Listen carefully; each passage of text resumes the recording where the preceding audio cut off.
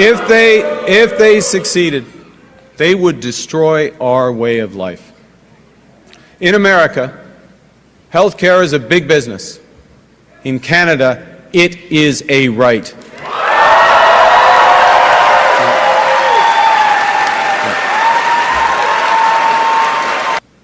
America is not Canada. And Canada never, ever will be part of America in any way, shape, or form.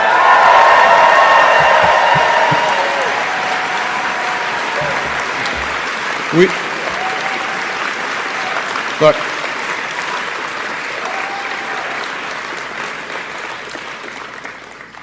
we didn't ask for this fight. We didn't ask for this fight. But Canadians are always ready when someone else drops the gloves. So the Americans, they should make no mistake, in trade as in hockey, Canada will win.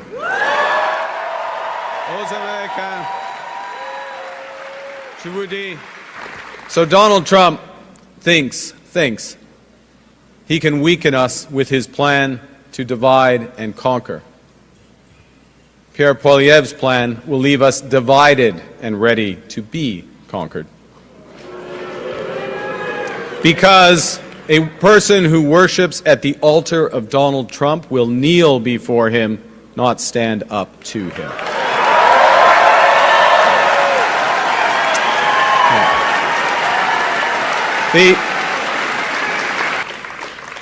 I know that these are dark days. Dark days brought on by a country we can no longer trust.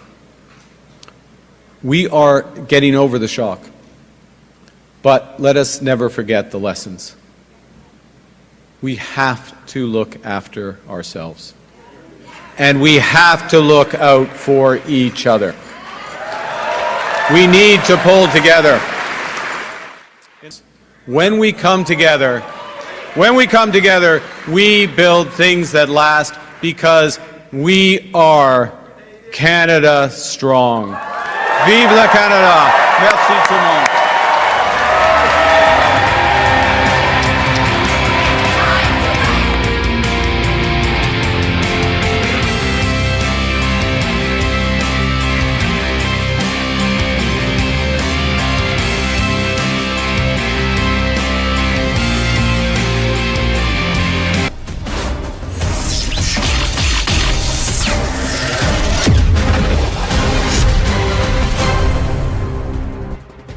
Namaste, Jai Hind, and welcome to this edition of The Right Stand. I am Anand Narasimhan, and we'll start with the debate that's brewing around Parliament with the Indie South Bloc getting active. The second leg of the ongoing Parliament session kicked off with a heated note over two of the most contentious issues, the language row and the delimitation debate. The session witnessed an immediate uproar, especially over the National Education Policy 2020 or the NEP 2020 and its proposed three-language formula, which has sparked tensions between the centre and the state of Tamil Nadu. Chief Minister M.K. Stalin once again expressing concerns that such a move threatens the state's linguistic and cultural identity, which is deeply rooted in Tamil. From calling the Education Minister a liar to mulling a privilege motion against him, the Dravidian party did all they could to keep the pot boiling in Parliament. Responding to the same, Union Education Minister Dharmendra Pradhan sharply criticised the DMK stance, accusing the party of misleading the public and politicising the matter for narrow political gains. Meanwhile, Congress also throwing its weight firmly behind its ally, the DMK, calling it an attempt to distort culture and that Tamil Nadu will never accept Hindi imposition. Now, after back-to-back attacks by the DMK government at the centre, Union Minister, Education Minister Dharmendra Pradhan gave it back in a no-holds-barred attack on the floor of the lower house.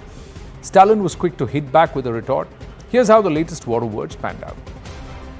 Reiterating that Stalin government took a U-turn on the national education policy, the Union Education Minister accusing the Tamil Nadu government of politicizing the whole matter. On the back foot, Stalin said that Pradhan thinks of himself as a king and speaks arrogantly. Dharmendra Pradhan said that the future of students is being jeopardized because of DMK's politics, to which Stalin replied that the education minister needs to be disciplined for his arrogance. Upping the ante, the Union Education Minister calling DMK's stance on the matter uncivilized and undemocratic, but Stalin called this an insult to the people of Tamil Nadu. The education minister further went on to accuse the DMK of only building language barriers, and the Tamil Nadu chief minister replied that no one can force them to implement the contentious national education policy. Their only job is to raise language passion. They are doing politics. They are doing mischief. This is unfortunate in the federal state. They can't allegation put allegations against government of India. They are misleading nation. They are doing injustice. They are doing injustice to students of Tamil Nadu. They are ruining the future of Tamil Nadu students. They are not doing justice. They are undemocratic, uncivilized. They are undemocratic, uncivilized. They are devouring the right of Tamil Nadu students. The minister today called our government, our people and the parliamentarians from Tamil Nadu liars. And not only that, he has hurt the feelings of all of us and the Tamil Nadu's pride by calling us uncivilized. The insidious plan of the BJP would be, once they say third language, the third language inevitably will be Hindi. They will say that Tamil Nadu does not have adequate Hindi teachers. So since we are funding it, we will send Hindi teachers from the north of India, and these Hindi teachers will come and distort our culture. In fact, they will play into the RSS's agenda and perhaps teach children that Godse is a hero and Mahatma Gandhi must be vilified. Maybe, therefore, this analogy, maybe this will happen, therefore this will happen, this entire surmising on that, this seems to be something which is a classic act of misdirection. That's what the argument many are making, that a lot of things are just surmise, they're just what if, maybe, and then therefore drawing a conclusion all around a maybe. Is this opposition to the national policy more political than anything else? Dravidian parties claim that it imposes Hindi on students, and that's something they will not stand for. But the national education policy does not mandate Hindi at all. As part of the three-language policy, it only mandates two native or Bharatiya Bhashas, Indian languages. The DMK government claims NEP infringes on the state's autonomy and education, which is a matter in the concurrent list. But the fact is that the policy allows states to customize implementation based on their unique needs. The three-language policy is also seen as a burden on school kids by the DMK, which is why they want to stick to the two-language policy. But the centre maintains that this policy and its restructuring allows for more flexibility. Children at that age and in school are known to have the ability to be polyglots. And with a nation that speaks more than 28 official languages, should not more of our children speak more of our Bharatiya Bhashas? That's a larger question. Tuin Sena, national spokesperson of the BJP, is with us. Khalikur Rahman, political analyst, with us. And Anand Ranganathan, author, scientist and political commentator, with us. Namaste, Jai Hind to everyone. Thank you very, very much. The question that we are asking is the DMK's posturing correct? One, and is this about Hindi imposition? Or somewhere is it about Tamil isolation and with an ulterior motive there? Tuhin Sena, the DMK believes the Union Education Minister is arrogant. He's talking down to parties and leaders and people as if a king is talking down to his subjects. Namaste Anand, namaste everybody. You know, MK Stalin, like his friend Rahul Gandhi, has a degenerative mindset, and he works on a one-point agenda to destabilize the country. Now, the point is, you know, in the last 2 weeks of all the noises that Stalin has made and all the criticism that he has made about the NEP and the delimitation, from all of it, it is very clear that his hatred for Hindi and Sanskrit is far in excess of his love for Tamil. He basically hates Hindi, and which is what is coming out. So at one point of time, he, accuses Hindi of swallowing many other smaller, languages of the north. By that logic, I can say that Tamil has swallowed, but I would not say that because I'm not, I don't have a narrow-minded outlook like him. Now, like you very clearly mentioned, that NEP specifies the three-language policy is all about choosing two native languages and one foreign language. It nowhere mentions any language. So where do these imagined fears come from? Hindi is a connecting language. 45% of those people across the country speak it. So if by default it gets accepted, it would only increase the adaptability quotient of young students in Tamil Nadu. Again, when it comes to delimitation, if you allow me to explain it, Madhya Pradesh today has roughly the same population as Tamil Nadu, 8.5 crore. Madhya Pradesh has 29 seats, Tamil Nadu has 39 seats. So by that logic, it is, Madhya Pradesh which should be crying, which should be sobbing. Victimhood, playing victim is an art which people like MK Stalin have mastered over the years. Again, if you may allow me to, to put forth one example which will completely dispel this entire notion that delimitation is about the North-South issue.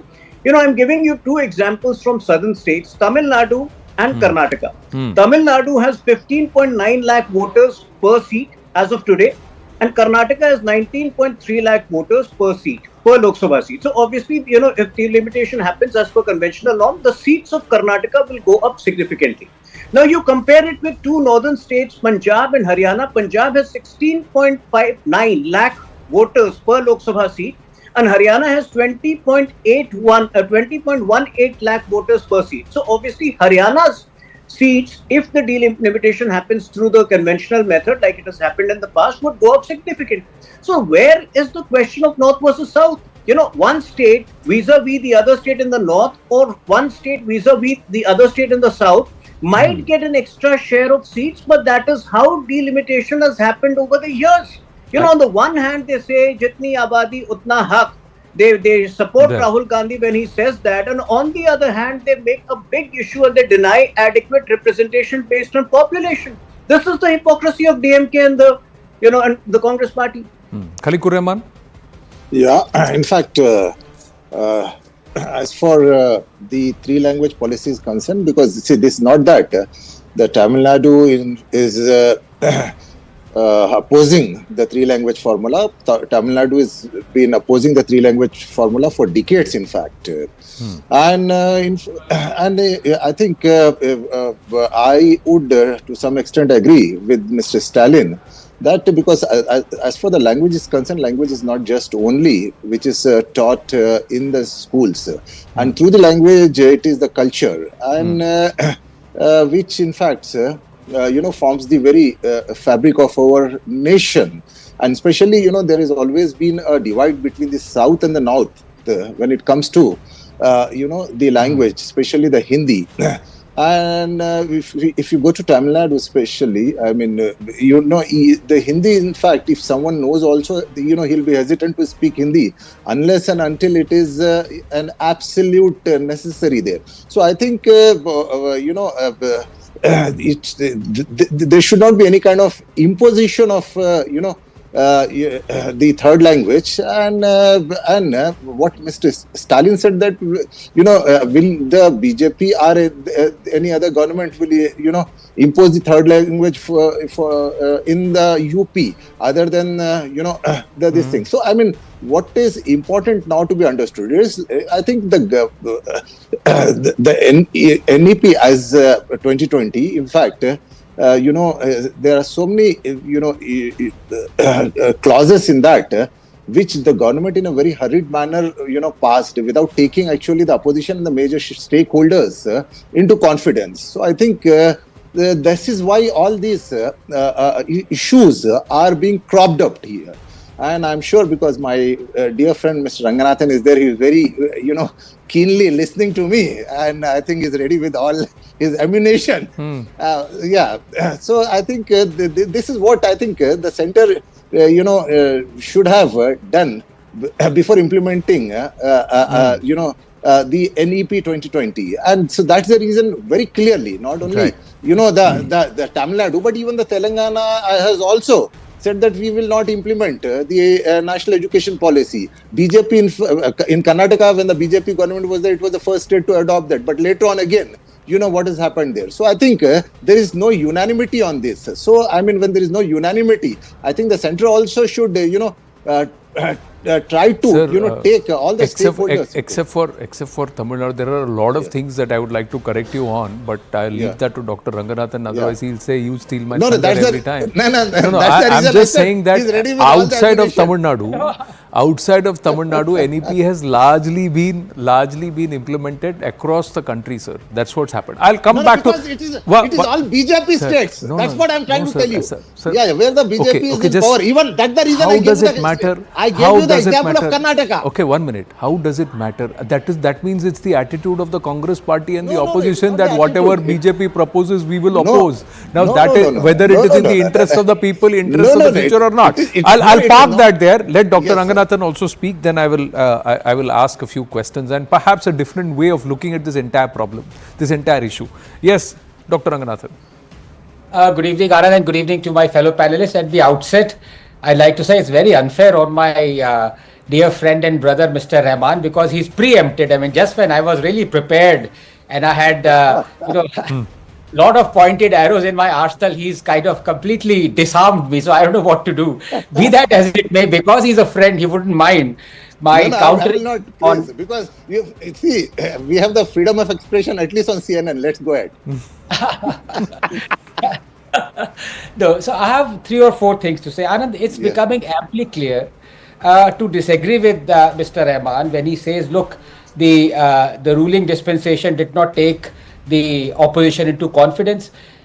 In the last 11 years, tell me one decision of the ruling dispensation that the opposition has agreed with. And I'm talking of momentous decisions that were in the manifesto of the opposition parties. I did not even go to the farm laws that were verbatim in the Congress manifesto. I did not go to CAA, that was a resolution of CPIM as well as Congress. I did not go to GST, I did not go to bullet trains, I did not go to flags, I did not go to each and every, even Article 317 back in the 60s. So let's get over with that bogey, that just because Modi or Modi's dispensation did not discuss this with the opposition enough, that is the problem we have. No, your problem is because Modi is implementing it. And let me give you the proof, because the proof of the pudding is in the eating, Mr. Rahman. Can you please tell me who was the most vociferous proponent of one nation, one election? It was Mr. Karunanidhi. And when Modi brought it, who was the most vociferous opposition of one nation, one election? It was his son. So please don't talk about the fact that opposition has been agreeing with Mr. Modi. No. Likewise, when you talk of let's talk about three language formula. Did you? Of course you would know. That is why even while you were discussing, you were a bit circumspect. The fact is that a 3-nation formula is not BJP's idea. It was Congress's idea. It was planned. Not it was 3 ideated. It was executed in 1968 Kothari Commission. So if at all DMK has had a problem or anybody has a problem, it is with you, the Congress. Now nowhere is it written in the policy, education policy, that Hindi has to be the 3rd language. So the point of the matter is that whatever the ruling dispensation does, Mr. Rahman, let's be honest out here, you are going to disagree with Mr. Modi lock, stock and barrel. As far as delimitation is concerned, again, an act of parliament promulgated by the Congress, and now it is the same ally of Congress that is disagreeing with it. So I don't know where to end and where to begin. The bottom line is that the 3-language formula has got nothing to do with the BJP or Mr. Modi. It's got everything to do with the Congress, and you need to sort it out with the DMK. Well, it was the Congress, and because of which the Congress now finds itself as a Pichalagu or even a second stepney, not even the main stepney, if I were to say, in Tamil Nadu from a position of power. Mr. Kamaraj and the Congress got ousted because of this entire 3-language imposition in the 60s, sir. And it was at that time it had to be Hindi. Now it is not even Hindi. The other thing that, and the larger question I am asking is, look at what Mr. Karthi Chidambaram is saying. Ki they will bring in teachers from North India, Hindi teachers will be brought from North India into Tamil Nadu, and they will start teaching Hindi and impose the RSS line of thought here while teaching Hindi. Now, so many maybes and suppositions by Mr. Karthi Chidambaram. Is he saying Pandit Jawaharlal Nehru is wrong? Is he telling Pandit Jawaharlal Nehru's grandson that your entire family's position has been wrong? Is he going against the very Congress party's writ? The other thing, sir, my question to you, sir, one state, Tamil Nadu. Just now, Mr. Tuhin Sinha said 44% of the country speaks Hindi. Should Mr. Stalin say, I will not allow Hindi teachers to come to Tamil Nadu? Or should Mr. Stalin turn around and say, I want at least 7 Hindi-speaking states to ensure that Tamil is offered as a third language in those states? What should Mr. Stalin do in the interest of the Tamil people, Mr. Khaliqur Rahman? If he wants the proliferation of Tamil language, should he say, I will not allow Hindi to come in, or should he say that I want Tamil to be nationalized? What should be his approach? In fact, because if you ask me, I think one should learn as many languages as possible. So there should not be any kind of any barrier, nor there can be any kind of any imposition. And if someone wants to learn, if there is no information, Khaliqur Rahman, मैं आपसे पूछ रहा हूँ. If there is no information, Tamil Nadu, there are government schools in Muslim-dominated areas that are offering Urdu as an option. Yes, there are CBSE schools that are offering Urdu in Muslim-dominated areas. There are CBSE schools that are offering Telugu near the Telangana border. There are CBSE schools offering Kannada and Malayalam near the Karnataka and Malayalam borders, Kerala borders, right? Exactly. My point is, NEP is not even saying it is important. I am just saying, if Mr. Stalin wanted the interest of Tamil people, I'm asking you, sir, your mother tongue, say it's Kannada. It's a mother tongue is Urdu, mother tongue is Marathi, Gujarati, whatever. Yeah. If somebody says you have to teach another Indian language in your school, if you are the chief minister, what would you say? All right, I will teach, but my condition is 5 other states should teach my language. Isn't that the proliferation and growth of Tamil? You please tell me. No, see, I think... if you were the CM, what would you have said? No, I will not let them come in, or you will say, no, you people come, but allow me to also enter. And I will send not 5,000 teachers. I will send 20,000 Tamil teachers across the country and make sure Tamil is taught everywhere. What should be the logic? No, the choice should be given to the students to whichever language they want to actually learn. Yes, I mean, and that's what I'm telling, because the government. But Mr. Stalin is saying, sorry, I will not give that to the students of Tamil Nadu. That's the reason. I think his stand has to be a little softened. For the very reason that, because everyone has got a right. Everyone has got a right to learn. But he's saying no, sir. We have got a right to freedom of speech. He's saying no. Now, please tell me, if you are from the state of Karnataka, Karnataka has a population of 12 crore people. I don't know the exact number, 12 or 14 crore people it is. And Karnataka has, in proportion, number of voters, like Tuin Sinha was saying, it is 22 lakh voters per seat. Tamil Nadu, on the other hand, has a proportion of 9 lakh or 10 lakh voters per seat. Is it fair or unfair on Karnataka? Should Karnataka have more seats or not? No, see, ultimately, see what's happening is because it is all, bogging down to the politics. So I think when it comes especially to the education, and I think whichever party we belong to, we must rise above.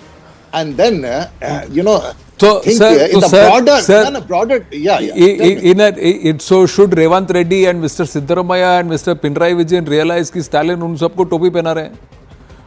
Because shouldn't Mr. Pinarayi Vijayan, Mr. Revant Reddy and Mr. Siddaramaiah say, okay, I am implementing NEP, make sure Kannada is offered in across 10 states across the north of the Vindhyas. Shouldn't Mr. Revant Reddy say, listen, I am Telangana, I have got this much population, I want more seats because I want improved representation. Tuin Sinha, has the BJP also missed the trick here? Where it's failed to emphasize on Mr. Stalin, this is your best chance to proliferate Tamil across the country rather than block Hindi. We have already done so many things to proliferate Tamil across the country, but you can't wake up somebody who's pretending to be asleep. And Stalin is somebody who has been pretending to be asleep. The Kashi Tamil Sangamam is a classic example. Now, people in Kashi, Tamil is being encouraged in Kashi. Similarly, you had a Gujarat, Kutch Tamil program, where the ancestral roots of some of the people who are presently living in Tamil Nadu but who came from Kutch, has been emphasized upon. So we have done more to spread Tamil than Stalin has done. The decision to start Thiruvalluvar, centers abroad. The decision to impart technical education. If the DMK is watching this broadcast, I'm telling you, in Noida, sir, there will be at least 15-20,000 Tamil families in the Noida region. Not a single CBSE school teaches Tamil. I would like my children to have Tamil as a third language option, but Mr. Stalin is not imposing it. He is not asking for it to be taught. He is not doing what he should do to push Tamil. How is he protecting the interest of Tamil people and the Tamil language then? Tuin Sinha. No, no, like I said, he's consumed with venom against Hindi and Sanskrit. He has nothing to do with Tamil. We have done more to promote Tamil. Technical education is being imparted in, colleges in Tamil Nadu, in Tamil now, after Modi government came to power. Now, by his own logic, since he doesn't, since he makes absurd statements, let me ask Stalin through your show, will it be right if I say that Tamil has consumed Irula, Toda, Kodavu, Kodava, Kota, Kurumba, Badagas, Yerukala, Sholaga, Kanikaran, Malakuravan, Yella, Iravalavan, Muduga, Kadar, Malarian, Malasar, and possibly many more other languages. No, I would not say that. All of those languages have the right to thrive in Tamil Nadu in the same way that Bhojpuri, Maithili, and many other languages have the right to thrive in North India. But since of the देखिए आप झारखंड से हैं तो that the other day the DMK made an accusation that Bhojpuri and Maithili have been also cannibalized by Hindi. That has not been cannibalized. We have a speech, we showed. But ironically, I came onto the show after listening to cricket commentary in Bhojpuri. So one wonders where. No. In fact, we played out the speech of Yogi Adityanath ji in the assembly, where he's emphasizing Hindi is not a prerequisite even in Uttar Pradesh. You can go for Bhojpuri. You can go for one of the subsidiary languages.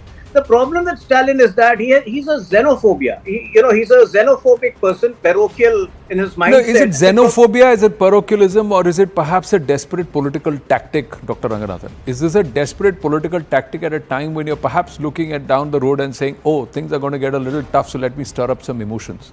But is it practical today? Is this the 1968? And is the NEP 2020 mirroring what was dictated in 1968? And Tamil Nadu has benefited from delimitation in the past. So, what's the logic here now? So, there is no logic here because I have already exposed the illogic of the NEP. And before I come to exposing the illogic of the delimitation of Mr. Stalin, let me say this is, according to him, the easiest route to attack BJP and the RSS. Because traditionally, that is how they've been shrouded, BJP and the RSS, into this Sanskrit and Hindi loving chauvinists.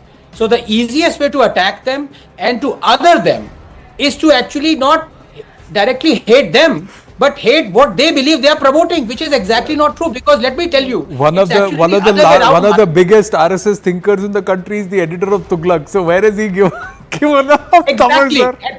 And the irony is, and this is where I would say gently castigate my friend Tuhin as well. Well, actually not him because it's not his fault. The point is BJP and RSS should be appropriating Urdu. They, rather than distancing themselves from it, the right wing should be saying that 75% of Urdu words are actually Sanskrit and Prakrit. 95% of grammar of Urdu is actually originating from Prakrit. So rather than distancing themselves from it, we should all be studying and taking pride in Urdu. We are not. Somehow we believe that it is the language of invade. No, it's not. It is Sanskrit and Prakrit. Number two, as far as very quickly about the delimitation is concerned, and I would like to bring in my good friend. This time I would preempt him rather than him doing me, Mr. Khan. You see, the population of Tamil Nadu and Karnataka is almost exactly the same, 75 million. The point I'm making is, can you please tell me, Mr. Khan, why is it that Karnataka has only 28 Lok Sabha seats and Tamil Nadu 40? Can you please tell me? And Mr. Siddaramaiah is trying to support Mr. Stalin. What is happening? In fact, that's the reason here, because we have the delimitation which is taking place after every certain period. And the formation of the constitution depends upon the number of the voters, as we all know very well. So that is the reason this exercise of the number of voters are the same. So so I'm just going to quickly check while we are talking population of Karnataka. 8.53 crore is Tamil Nadu. I'm just going to say that we got the numbers right. We know the Lok Sabha seats. So then you can tell me, is Karnataka being done injustice because of this current delimitation system? So yeah, it's about latest census data is 6.1 crore. 6.1 crores Karnataka. 7.7 crores. Okay, 7.7 crores. No. Okay, let's take your number. 7.5 crores and 8.53 crores is Tamil Nadu. 8.53 crores gets 40 seats and 7.5 crores gets 25 seats. How is that fair, sir? 28 seats. Absolutely, it's not fair. That's the reason I'm telling you, because this exercise, in fact. So why is Mr. Siddaramaiah backing Mr. Stalin? He should push for the delimitation. No. See, Siddaramaiah is backing Mr. Stalin on a different reason. It is not that is because he is opposing. He comes like he is opposing PM Modi. Sir, it's not opposing. No, it's not. Why I'm telling you is, see, what happened is because Anand, more than the population. It is the number of voters in Karnataka, which is 55 million, and number of voters in Tamil Nadu, which is 61 million. So very close. Exactly. That's what I was referring to. Actually, I was talking about the number of voters. So it is not based on the population, number of voters actually. See, what happened is because the population may be nearly the same, but why is it the number of seats are so different, 40 versus 28? 28, you exactly. Not, as a Kannadika, fighting for 12 more seats, fight with Mr. Stalin? No, absolutely. I mean, there has to be a parity on that. Actually, what Mr. Stalin is missing out on, Mr. Siddaramaiah, Mr. Revanth Reddy, Mr. Pinarayi Vijayan should jump onto. They should turn around and tell the Hindi-speaking states, start teaching Malayalam, start teaching Kannada, start teaching Telugu. He doesn't want Tamil to be taught. Okay, that's his loss. That's the loss of Tamil people. Mr. Stalin is hurting the Tamil people. That's what you people should be saying. The proliferation of languages across the country. That's not happening. Yeah, sir, Modi opposition mein aap log saath mein go rahe, it's not helping anybody. Anyway, I've got to pause this debate. There's another big story coming up after the break. I'm going to request all our three guests and also our viewers to stay on with us. When we come back, it's days after the SDPI Chief National President MK Faizi was arrested under the Prevention of Money Laundering Act by the Enforcement Directorate. There is dubious funding. And the details that's coming, the source of funds itself questioned. But more importantly, PFI and SDPI, sides of the same coin. Stay with us.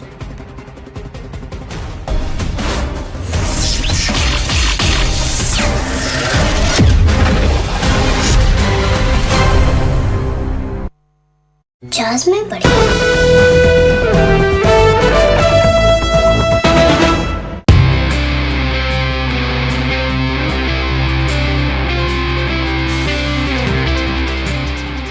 In first place, the next Prime Minister of Canada, Mark Carney, with 131,674 votes, resulting in 29,457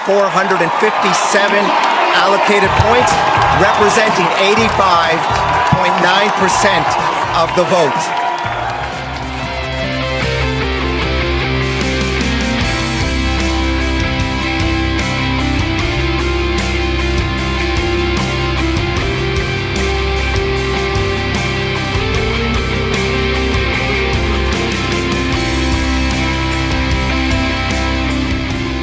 My government will put into action our plan to build a stronger economy, to create new trading relationships with reliable trading partners,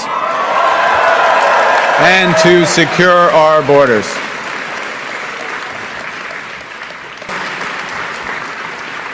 There's someone who's trying to do the opposite. There's someone who's trying to weaken our economy.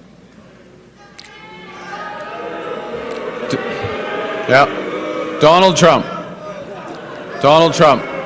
And Donald Trump, as we know, has put, as the Prime Minister just said, unjustified tariffs on what we build, on what we sell, on how we make a living. He's attacking Canadian families, workers, and businesses, and we cannot let him succeed. And we won't. We won't.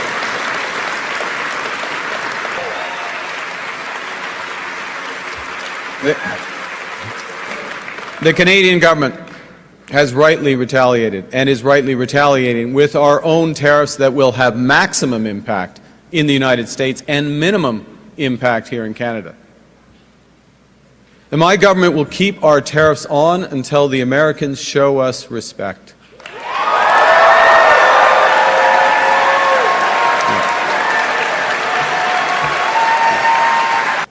The Americans want our resources, our water, our land, our country. Think about it. If they succeeded, they would destroy our way of life. In America, healthcare is a big business. In Canada, it is a right.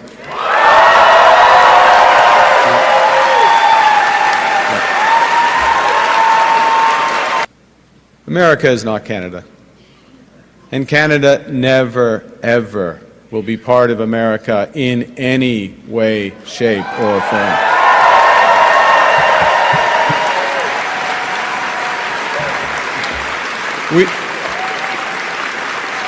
Look,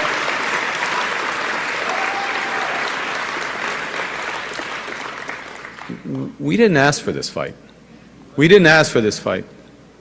But Canadians are always ready when someone else drops the gloves. So the Americans, they should make no mistake, in trade as in hockey, Canada will win.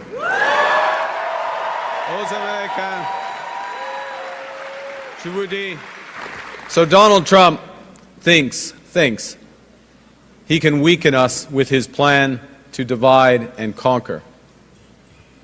Pierre Poilievre's plan will leave us divided and ready to be conquered.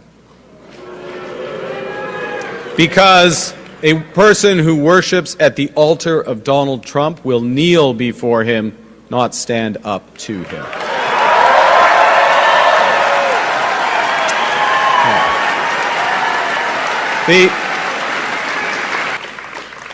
I know that these are dark days. Dark days brought on by a country we can no longer trust. We are getting over the shock, but let us never forget the lessons. We have to look after ourselves, and we have to look out for each other. We need to pull together. When we come together, we build things that last because we are Canada strong. Vive la Canada! Merci tout le monde.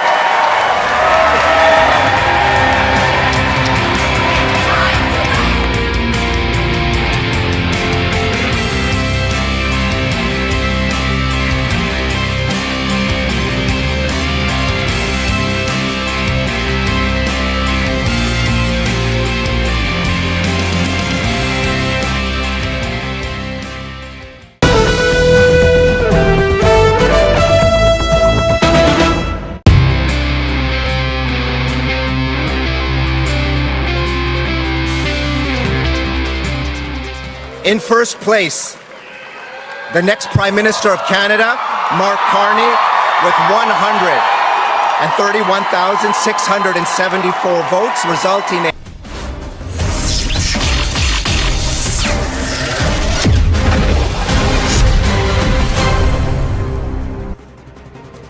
in a mega CNN News 18 exclusive, let's get you an exclusive input that uncovers the fraudulent funding channels of two controversial organizations. This is quite explosive, viewers. The Popular Front of India, or PFI, and the Social Democratic Party of India, SDPI. Now, this comes out days after SDPI chief and the national president, M.K. Faizi, was arrested under the Prevention of Money Laundering Act, PMLA, by the Enforcement Directorate for his alleged financial links with the banned Popular Front of India.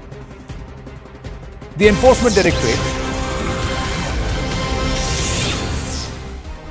Enforcement Directorate has unearthed shocking details about how these organizations have been involved in bogus fundraising activities using illegal and deceptive financial transactions to fund their extremist agendas. Intel sources have revealed to CNN News 18, shared with us by our Group Editor Investigations and Security Affairs, Manoj Kumar Gupta, that the PFI and the SDPI have been actively engaged in raising funds for unlawful activities. The ED has discovered that large sums of money were raised abroad and routed into Bharat through illegal channels. Another alarming charge is the discovery of unaccounted cash receipts that were deposited into accounts associated with the PFI. These deposits did not match the official bank records of the organization. The probe under the Prevention of Money Laundering Act has also revealed that more than 262 crore rupees was deposited into 29 bank accounts of the PFI, or the Popular Front of India. Moreover, Intel sources further add that the outfit also obtained about 32.07 crore rupees in cash from sympathizers. The amount was transferred between May 2009 and May 2022. The funds were collected from unidentified and suspicious sources, both domestically and internationally. The Enforcement Directorate probe further added that the PFI is trying to project funding as legitimate donations from sympathizers. Probe also claims that cash deposits were not genuine. The Enforcement Directorate is further following a series of raids, has also further recovered several incriminating documents and digital devices that could provide crucial evidence in uncovering PFI's illegal operations. The documents established that the SDPI serves as a political front of the PFI, and the PFI reportedly wants to disseminate and carry forward its ideology, agenda and objectives via the SDPI. These documents had revealed that the PFI had thousands of active members in Gulf nations and that the group had been raising, collecting substantial funds from abroad in an organized and structured manner. Then members were appointed to look after functioning of the PFI in foreign nations. It has also come to the fore that money generated abroad was reportedly sent back to Bharat via Hawala channels. And there's more. CNN News18 has also accessed the exclusive money trail. The investigations reveal that the cash is first deposited into bank accounts of the senders and alleged sympathizers, and thereafter the said amount is transferred to the PFI's bank accounts. This step was to project the said funds as legitimate donations. Investigations have also revealed that the PFI did not deposit its entire fund collection in its bank accounts, and a substantial portion of the same was retained and then money was spent in cash. Such expenses were not reflected in bank statements of the PFI, leaving no money trail between the PFI and the depositors or the beneficiaries. So where this money came from, what it was being used for, there's no clue. There's no trace of it. More importantly, such amount money also found its way into the SDPI, especially for their election campaigning and for the legal fees of certain of their SDPI cadre who had mounting legal cases against them. The amount is also allegedly used by the SDPI, which is a front of the PFI. Now, we've got, on Friday, we put out the entire paper trail, the money trail, which also shows that it was agreed by the PFI that there would be no formal procedure required for transferring or shuffling of their PFI international cadre from the IFF to the ISF, that is the SDPI's international wing. And this is all documented in the PFI notes. Tuhin Sinha, national spokesperson of the BJP with us, Khalikur Rahman, political analyst with us, Anand Ranganathan, author, political commentator with us. Now, Tuhin Sinha, the PFI banned sometime around in 2022, but they continue to operate, 21-22 if my memory serves me right, in 4-5 years. But they continue to operate via the SDPI, which is going and lending its support, shouldering the cause of certain political parties who are part of the opposition also today. Well, Anand, you can rest assured that all of these limited activities as of now are under the scanner, and that is why they have been caught. That is why they have been found out. Both PFI, we have always maintained that PFI and SDPI are one and the same. Taslim Rahmani, I don't see him on television anymore. I don't know where he is, but essentially SDPI is the white-collar version of PFI, which was an out-and-out threat to India. Now, interestingly, the two politicians, two Kerala politicians in rare moments of honesty who have spoken the truth about PFI are V. Achyutanandan, who in 2010 had said that PFI poses grave and real threat to India. They're working on a plan to make Kerala a Muslim majority state, and later Oommen Chandy. Now, both were obviously, Oommen Chandy belonged to the Congress party, but he was not taken seriously on this particular issue. As far as BJP government is concerned, we are determined to eradicate Islamist terror, and we have been well on track to achieve that.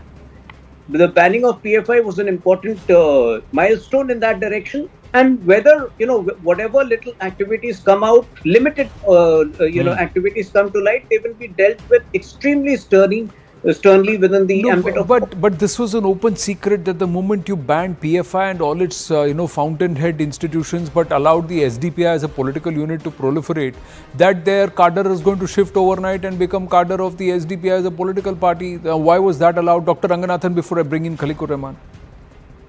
No, here I'm afraid I'm going to put my dear friend and brother Tuhin on dock. Because number one, yes, your government might have banned PFI, but it took you almost 9 years to ban it. Especially when in 2013, under the UPA, it was the NIA that arrested 21 PFI activists in Kannur when they were participating in arms training camp. They seized country bombs, swords, documents linking them with terrorist groups like Indian Mujahideen. The fact of the matter is that you delayed banning PFI, and now look at the logic. You banned PFI, but not the parent organization SDPI, and you yourself are calling it white collar. For heaven's sake, a terror organization. What is white collar, blue collar? Would you say that because Osama bin Laden never himself directly perpetrated a terror attack, he is a white collar thing and need not be banned, but Al Qaeda need be banned? Secondly, would you ban Haqqani network and not Al Qaeda? Because you could say Al Qaeda is the political wing of it, and it has resulted in Haqqani network that must be banned. Let me tell you how dangerous SDPI is. Anand, in January of 2020, Bangalore police arrested 6 SDPI men who, for mere 10,000 rupees each, plotted to kill the young BJP MP Tejasvi Surya because of his pro-CA stand. In fact, they came to kill him at a rally but could not find him. So nearly killed an RSS worker, it said. SDPI also had a role in Bangalore riots. SDPI is the other side of PFI. I fail to understand on what basis was PFI banned but not SDPI. The government needs to answer this. To Insina, then Khalikur Rahman. Yeah. You know, we build watertight cases which cannot be challenged in the court of law. So, you know, when we were the ones who banned Simi way back in 2003, and that could not be challenged in the court of law. We have banned PFI, and, you know, it's a matter of time. People keep asking, you have every right to ask Tariq to bataoge, but it's a matter of time before conclusive evidence is gathered against the SDPI. Also, you know, to the extent that the ban is, when it happens, it's not challenged in a court of law, or that challenging of the ban does not hold any ground in the court of law. You know, you would also recall that earlier the Jharkhand state government of Raghubar Das had banned PFI, but that was the problem is not that, sir. The problem is that you have allowed. Let me just. That was Hydra. All heads of the Hydra need to be severed. You can't sever 9 heads and leave the 10th one there. You know, because that doesn't then mean the end of the Hydra. No, I'm just putting forth this information that a premature or a hasty banning can be challenged in a court of law, like it happened in Jharkhand when Raghubar Das government had banned PFI, but that was undone by a court ruling. We don't want that situation. We are committed to eradicating all, Qazi terror, pro-terror and extremist terror organizations. That is a commitment, but it will take its own time and it will happen. Khalikur Rahman, why are organizations engaging with an entity that is dubious, an entity that has had the IUML also up at arms against it?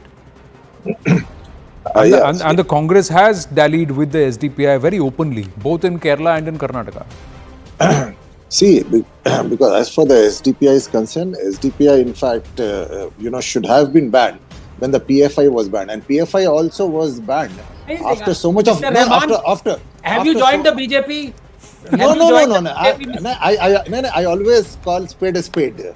Yeah. So for the PFI also, because I remember I used to sit on your channel for the debates along with Mr. Ranganathan, and we were in fact demanding from the the BJP government to ban the PFI, and somehow after a lot of pressure on the government, because I feel that somehow the existence of the PFI here in the country was benefiting the BJP, probably in garnering some votes. So because of that, maybe the BJP delayed in banning that. But the logic what Mr. Ranganathan has said, I fully agree with him, because when you ban PFI and when you know that the SDPI is the political outfit of the PFI, and you are letting it be there in the open, recognized by the ECI, allowing it to, contest the elections and not, going for it. So I am unable to understand. And as my friend said, that they are waiting to get the conclusive evidence. What is conclusive evidence? Especially if you consider some organization as a terror organization. And I also want to, tell my friend, the BJP spokesperson, that there is nothing called the Islam terror. Terror is a terror. Terror has got no religion. Let me tell you very honestly, terror is a terror. And terrorist has no religion, because the terrorist... Correct. But in this case, Khaliqur Rahman, the modus operandi of the PFI, sir. Yeah. Now it's a banned outfit. Satya Sarani was part of that outfit. There were Campus Front of India. There were other outfits. Their job, sir, they were using the law. They were using the rules. They were using the constitution. They were using the name India inadvertently to turn and subvert, and using the same very rules to convert India into an Islam Bahul nation, and eventually then establish the rule of Sharia or Shariat here. And their first project was the state of Kerala. And it's there in their vision statement. And even in raids that have happened in Fulwari Sharif, there have raids that have happened in other parts of the country.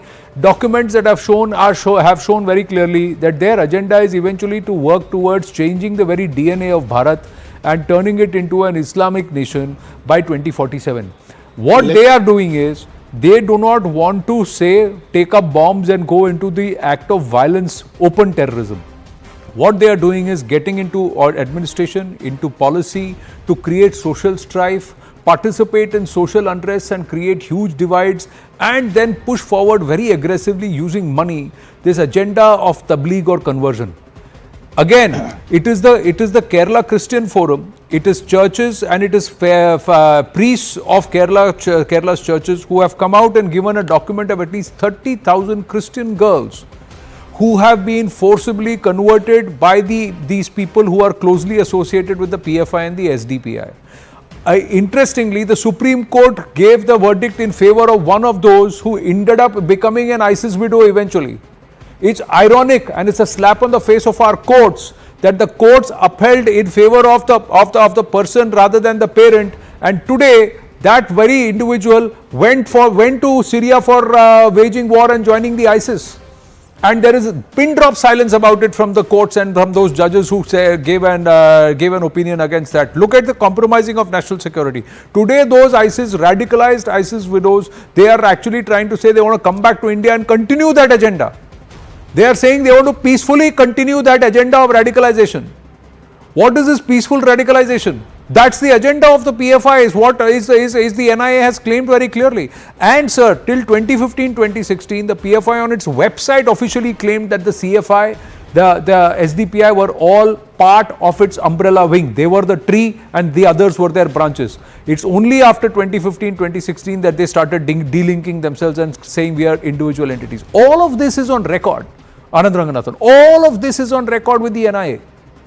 Yes, so that is what I mean. I think it's a very tough situation for my good friend Tuhin, because his explanation is we want to make the case watertight. Well, it's been 11 years. Pani nahi bacha. There is no water left for you to make it watertight. All the evidence that was gathered, as Anand has brilliantly put, was before 2000. In fact, UPA, this thing with Congress is, when Congress is in power, it really works for national interest. So all the evidence linking SDPI and PFI is already there. And secondly, if that was your logic, Tuhin, then can I please ask you, when everyone in the world knows that Hamas is a terror organization, why have you still not banned Hamas? Anand, can I answer? Yeah, please. Yes, please. When Simi was banned in 2003, all the members don't disappear all of a sudden. They obviously join other entities, which over a period of time quietly develops into another monster, which is what happened in the case. Now, the point is, many of them also retreat. Many of them also give up on this, extracurricular activities of terrorism and come back to normal lives. So in India, you need to have a nuanced stand. Like I said, the more important part is our commitment to eradicate terrorism in all forms, whether it is Naxal terror, whether it is through SIMI, whether it is through PFI, and we have achieved that. Our track record speaks for itself. These one-off instances where you suddenly discover money laundering case of SDPI will come up, and one of the reasons why perhaps they have been given a long rope is that SDPI obviously tries to obfuscate it by carrying out 10 social work activities during the day. But yes, I think this is something which we will take very seriously, deal with it very sternly, and ensure that adequate censure, adequate measures are taken against SDPI. Let me ask you this, sir. If an individual lures, traps a person and then eventually blackmails that person, brainwashes that person to convert into another religion, and then continues this agenda over a period of 8-10 years by marrying different people multiple times and leaving them astray and leaving them in society, and then their progeny are all born into the same religion, with the larger agenda to eventually change the very DNA of the state and eventually the nation. Is this an act of terrorism or not? And if an offshoot of that entity says we will get into the political field, ensure that policy is tweaked in our favor, create agitation movements where the name and the constitution is used to subvert the constitution, is that an act against the state? Is that an act of terror or not? And they will do all of this via peaceful means, sir. And that is where, Congress MPs like Shashi Tharoor, Rahul Gandhi and Priyanka Gandhi, who have represented Kerala, who have witnessed these things happening in their constituency and not spoken and engaged in the conspiracy of silence, are equally culpable, are equally guilty in encouraging these practices. Having said that, if they are equally guilty, that means you agree that your blame lies on you also as the government. No, like I said, many things are work in progress. Since I'm not part of the Home Ministry, I would not be able to pinpoint where the case stands at this point of time. Like many things, like I said, the more important part is because this same modus, Tohin Sinha, you would appreciate, is not only happening in Kerala. They have footprints in Bihar, they have footprints in Jharkhand. This agenda is being run by them in that area also. You know the case studies that the NIA has unearthed, and they are all in these pockets where this radical brainwashing is happening. Now, if that's not an issue of national security, then what is? And then is it fair to allow an entity like SDPI to proliferate and continue to operate? That is why, Anand, you would recall that in 2019 we brought a very important amendment to one of the anti-terror acts, wherein now you don't need to be a member of a terror organization to be designated as terrorist. Even an individual working in an individual capacity is liable to be tried as a terrorist. I think, we have strengthened laws, we have taken all the measures, but like I said, important decisions need to be, I'm sure they are work in progress, files must be moving somewhere. That is something I would not be entirely privy to. Right. Final word, Dr. Ranganathan, I have to wind up. Yeah, 30 seconds. Yes, Tohin, a very small question to you. Is Hamas a terror organization? And if yes, why have you not yet banned it? I think the official version, I have run out of time, that's why the official version from the government of the day is Hamas does not operate in Bharat and it's not done anything on Indian soil, so that's why the designation has not happened. If UN proscribes the Hamas, India will too. Otherwise, they have to be activating, they have to do something on our soil for us to designate them. PFI-SDPI are closer home and they are operating on our soil.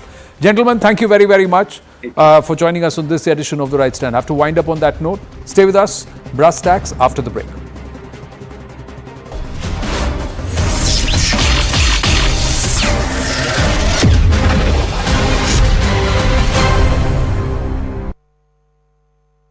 जहाज में पड़े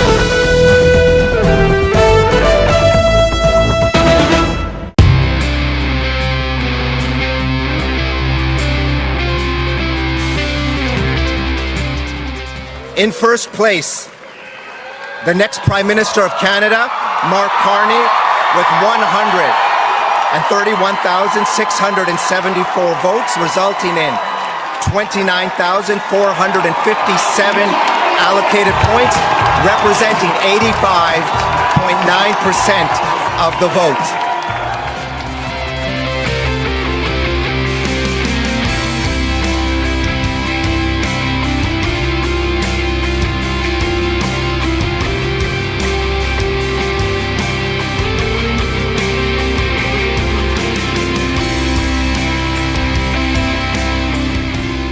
My government will put into action our plan to build a stronger economy, to create new trading relationships with reliable trading partners, and to secure our borders.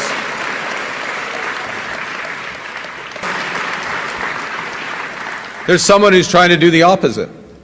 There's someone who's trying to weaken our economy.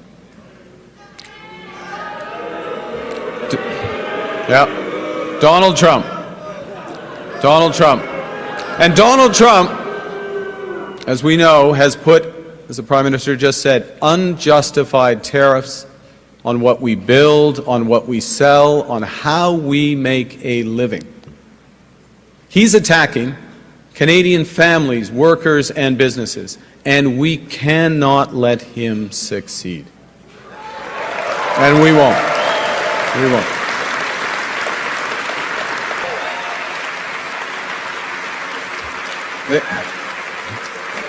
The Canadian government has rightly retaliated and is rightly retaliating with our own tariffs that will have maximum impact in the United States and minimum impact here in Canada. And my government will keep our tariffs on until the Americans show us respect.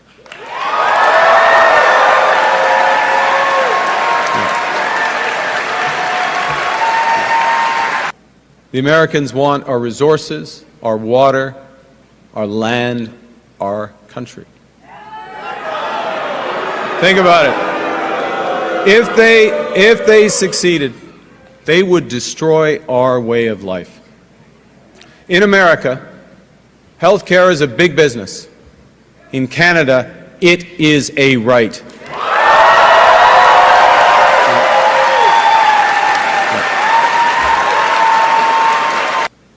America is not Canada.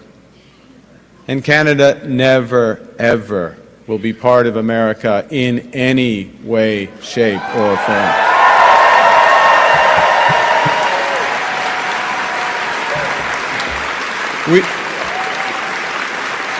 Look,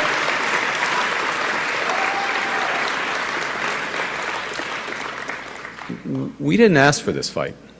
We didn't ask for this fight. But Canadians are always ready when someone else drops the gloves. So the Americans, they should make no mistake, in trade as in hockey, Canada will win.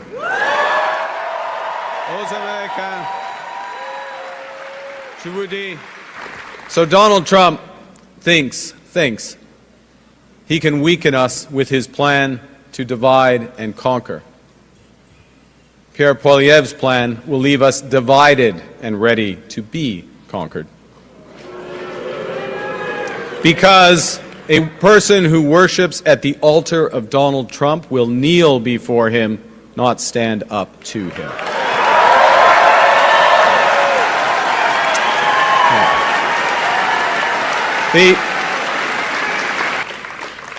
I know that these are dark days.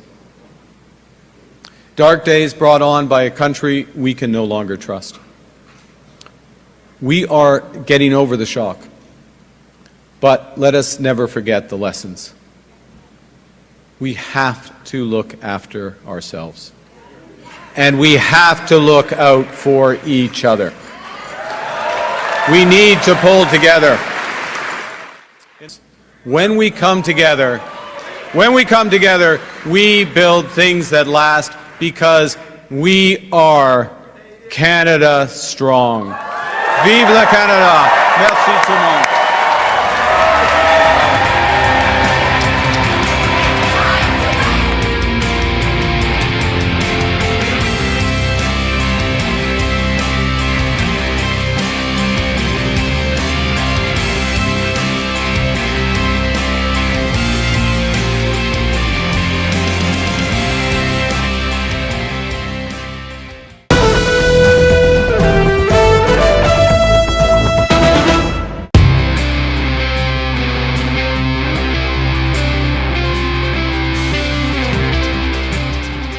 In first place, the next Prime Minister of Canada, Mark Carney, with 131,674 votes, resulting in 29,457 allocated points, representing 85.9% of the vote.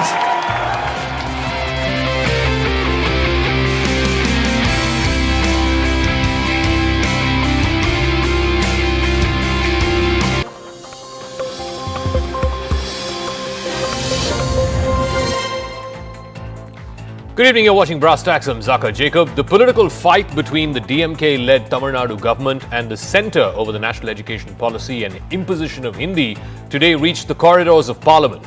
There was high drama inside the Lok Sabha when Education Minister Dharmendra Pradhan today accused the DMK of holding the students of Tamil Nadu hostage by not implementing the NEP and not giving the students the choice to decide whether they want to follow the two-language formula or the three-language formula. He also used words which the DMK has taken grave offense to, words like uncivilized and unparliamentary and whether Stalin was a super CM. The DMK in turn is now planning to bring a breach of privilege motion against the minister as early as tomorrow. But Tamil Nadu is the only state in the country which has so far not implemented the three-language formula in the national education policy. If all the states of the Indian Union can do so, then why not Tamil Nadu? What is the history and what is the context as to why the state of Tamil Nadu has such a problem with Hindi? But first, I want to bring you up to speed with the fireworks that happened in Parliament. The Education Minister Dharmendra Pradhan on the one side and Tamil Nadu Chief Minister M.K. Stalin on the other side, trading barbs over the issue of the national education policy and the whole business of Hindi imposition or not. Reiterating that the Stalin government took a U-turn on the NEP, the Education Minister today in Parliament accused the Stalin government in Tamil Nadu of politicizing the entire matter.